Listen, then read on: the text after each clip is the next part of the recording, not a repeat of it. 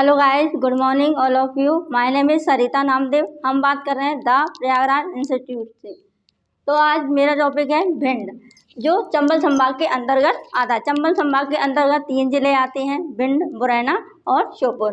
ठीक है, तो हम बात करेंगे भिंड जिले के डिस्ट्रिक्ट के बारे में, जो नॉर्थ में राजस्थान, वेस्ट में मुरैना, ईस्ट में यूपी और साउथ में दतिया आता है। ठीक है, अब हम बात करेंगे भिंड जिले के गठन के बारे में। तो इसका गठन 28 अप्रैल 1948 को पंडित जवाहरलाल नेहरू द्वारा किया गया था।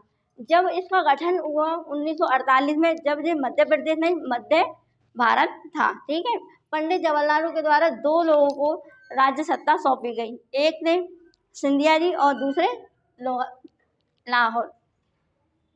मिस्टेक हाँ, भिंड जिले का गठन 28 अप्रैल 1948 को पंडित जवाहरलाल नेहरू द्वारा किया गया था। इसका पुनर्गठन 1956 को हुआ था। अब साक्षरता दर की बात किया है तो 75% है। इसका क्षेत्रफल मतलब एरिया की बात किया है तो 4,459 वर्ग किलोमीटर है। जनसंख्या की बात मतलब पॉपुलेशन की बात किया है तो 17,03,562 है।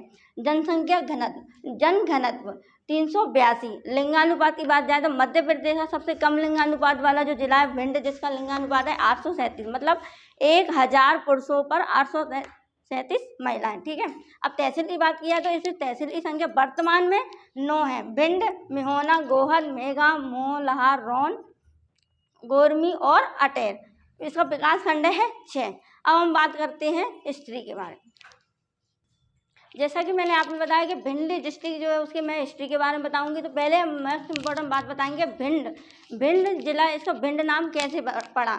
तो इसको पहले क्या भदौरियों और गढ़ कहा जाता है, जहाँ पर प्राचीन समय पे ऋषि थे जिनका नाम था विभंदक ऋषि के नाम पर इसका नाम भिंड जिला पड़ा। अब हम हिस्ट्री के बारे में बात करें तो वैदिक काल के समय की हम बात करें तो ययाति के जो पुत्र थे यदु, उन्होंने यहाँ भिंड जिले पर शासन किया। इसके बाद जो शासक थे वो थे चेदी वंश ने मतलब उसके अधीन रहे, मतलब यदु के वंशक रहे, तो इन्होंने राज्य किया। अब उसके बाद जो आते हैं कुरु महाजनपद, जिन्होंने चेदी महाजनपदों के राजाओं को परास्त कर दिया और इसमें उनका जो शासन रहा वो था वशु। उसके बाद आते हैं अपने नागवंश के राजाओं ने फिर भिंड पर मतलब कब्जा किया और शासन किया। नागवंश के यहाँ पर क्या सिक्के भी मिलते हैं। नागवंश ने जो 5 क्षेत्रों पर अपना शासन किया, जैसे ग्वालियर, भिंड, मुरैना, मथुरा और विदिशा। इन 5 क्षेत्रों पे नागवंश के राजाओं ने शासन किया था। इसके बाद अब बात करते हैं ग्वालियर जो है मतलब नागवंश, ग्वालियर, भिंड, मुरैना, मथुरा और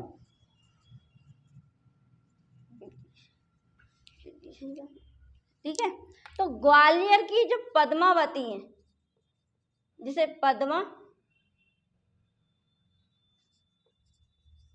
पवैया कहते हैं, वो नागवंश की क्या है राजधानी बनी। इनके शासन के बाद अब बढ़ते हैं कचपत घाट, जैसे कछवा बोलते हैं, उनके राजाओं ने यहाँ पर भिंड पर शासन किया। अब बात करते हैं मध्यकालीन के समय पर अगर हम जाते हैं तो वहाँ पर जो शासन थे, जिन्होंने राजा थे वो थे गौरी वंश ने जब भिंड जिले पर अटैक किया तो वहाँ के जो राजपुत्र राजा थे वो थे पृथ्वीराज चौहान। तो अब मध्यकालीन के समय में शासन किसका रहेगा? पृथ्वीराज चौहान और गौरी वंश के बीच में आपस में मतलब लड़ाई हुई यहाँ पर। तो लड़ाई के जब 2 व्यक्तियों के बीच में लड़ाई होगी तो उसके गवाह होंगे, जो वो गवाह थे गौरी सरोवर। ठीक है, अपनी यहाँ बात हुई। अब बात करते हैं हम मुगल काल की बात करते हैं 1905। सॉरी गाइस, थोड़ी माय मिस्टेक। तो अपन क्या बात कर रहे हैं? मुगल काल की समय की बात कर रहे थे। यहाँ पर जो भिंड से जागीरदार रामदेव सिंह को राजा मान सिंह ने अपनी क्या जागीर सौंप दी थी। अब बात करेंगे हम 1707 राजा जाट जो भीम सिंह थे, अटेर के भदौरियों को उन्होंने क्या कर दिया? हरा दिया और अटेर के किले पर अपना कब्जा कर लिया। अब बात करते हैं हम 1736 पेशवा पेशवा बाजीराव ने पूरे भिंड के जो भदौरिया जो थे, जो शासन लड़ रहे थे, उनको क्या है परास्त कर दिया था, मतलब हरा दिया था। अब बात करते हैं हम जो सबसे अंत पर शासन करने वाले जो शासक थे वो थे दौलत राव सिंधिया। दौलत राव सिंधिया ने क्या करा, जो सबसे अंत में शासन करने वाले थे, जो भिंड के जो सारे भदौरिया थे उनको तो पहले आगे वाले शासनों ने क्या हराया था, और जो बाजीराव सिंधिया थे उन्होंने क्या किया, सारे भदौरियों को समाप्ति कर दिया। अब भदौरिया शासन पूरा समाप्त हो गया। अंत में जो शासक थे मैंने आपको बताया, तो भदौरियों ने कुछ प्रमुख महत्वपूर्ण स्थलों का निर्माण कराया था, जैसे कि अटेर का किला, भिंड का किला,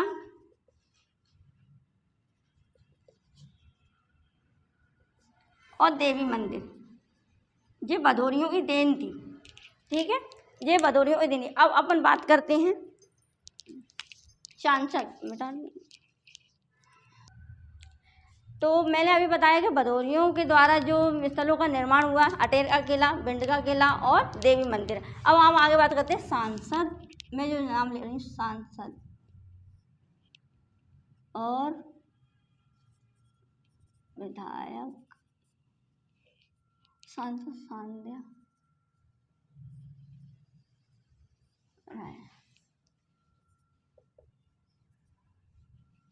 OPS भदौरिया, ये भी विधायक है।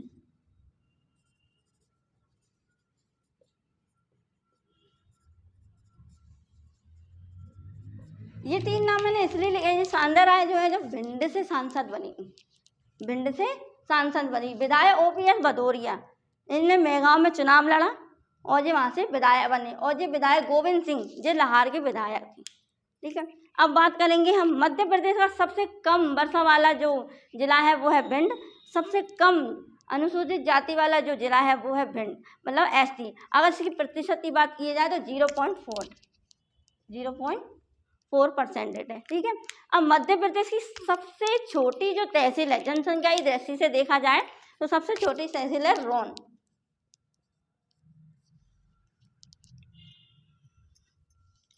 अब देखा रोन में जो 2022 में नक्षत्र वाटिका भी बनाया।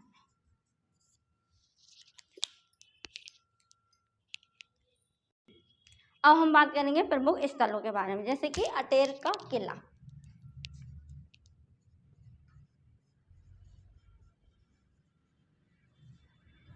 अटेर का किला क्यों प्रसिद्ध है?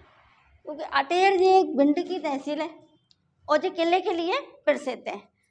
अटेर का किला, अटेर के किले को लोहेगढ़ का किला भी कहते हैं, लोहेगढ़ का किला भी कहते हैं। राजा इसका जो निर्माण है उन्होंने राजा बदन सिंह ने करवाया था। कौन से सन में करवाया था? 1664 से 1668, ठीक है।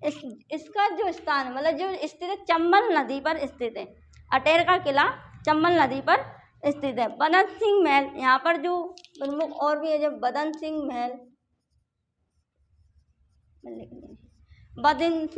बाराखम्बा महल, हाथीपुर आदि आपको यहाँ पर देखने को मिलेंगे। सबसे मोस्ट इम्पोर्टेंट जो बात है, अटेर का किला में 5 नदियों का संगम, मतलब 5 नदियों का पानी यहाँ पर अपन को मिलता है। तो वो 5 नदियाँ हैं, पहुँच, सिंध, कुआरी, चंबल, यमुना।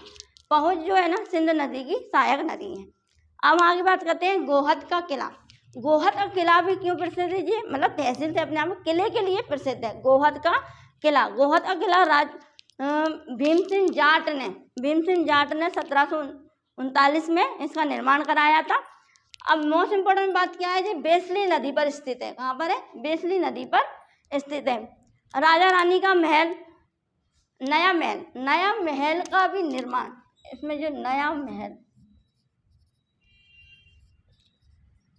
राजा छत्रपति सिंह द्वारा कराया गया था, ठीक है। अब हम आगे बात करते हैं भिंड का किला। भिंड का किला राजा गोपाल सिंह ने करवाया था। यहाँ दरबार हॉल भी बनाया गया है। अब बात करेंगे हम धार्मिक स्थलों के बारे में।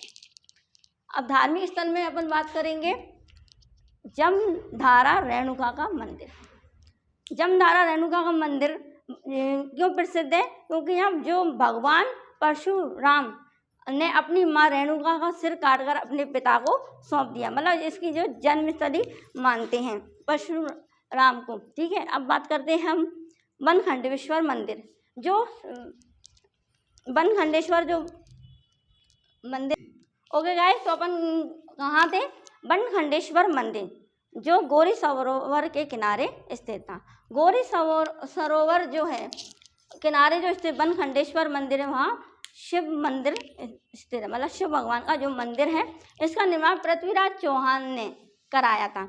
सन बताया जाए तो 1175 को कराया था। इसमें मोस्ट इम्पोर्टेंट जो बात है, अखंड ज्योति, बनखंडेश्वर मंदिर में अखंड ज्योति प्रज्वलित है, मतलब अभी भी जलती है। हम आगे बात करेंगे इसके मेले, बनखंडेश्वर के मेले, नहीं सॉरी, मेरा एक टॉपिक जो है भूल गई मैं, मालनपुर के बारे में अपन जानकारी लें तो मध्य प्रदेश का प्रमुख औद्योगिक क्षेत्र है, मतलब केंद्र है ये, और इसका दूसरा सूक्ष्म बंदरगाह, मतलब जो मालनपुर में जो भिंड जिले में पड़ता है उसमें दूसरा सूक्ष्म मतलब सूखा बंदरगाह स्थित है। आप पूछोगे आपके पहला कहाँ पर है, तो पहला है रीवा, पहला बंदरगाह रीवा है। फूड प्रोसेसिंग पार्क भी यहाँ पर स्थापित हुआ है। ठीक है, और आगे बात करें अब हम बात करेंगे भिंड जिले के मेले। तो भिंड जिले के मेले हैं मैधपुरा पशु मेला, श्री मल्हार मेला, रामेश्वर धार घाट मेला, जनधारा रेणुका का मेला, जो मैंने आपको पहले बता दिया। Okay guys, thank you.